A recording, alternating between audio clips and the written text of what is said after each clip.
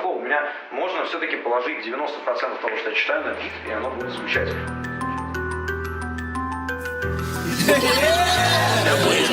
Ты крут, пишешь гуд, но ты не Курт Воннегут, ты каламбур, комика да планокур, поники, надменный стиль, гомика тебя пустить по миру, мечта казахского коника. Наверное, думал ты воин, ты чё-то думал, ты болен, такой весь дутый, по-моему, собою явно доволен, но переплюнул хомбоя. Поедешь грустный домой, ведь в этой бойне за небо ты близнецы, а я Боинг.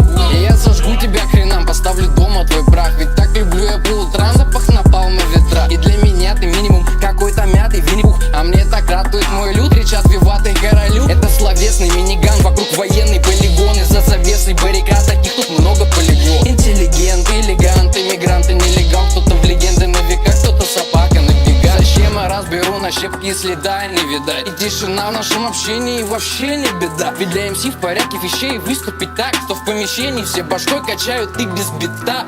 Бам!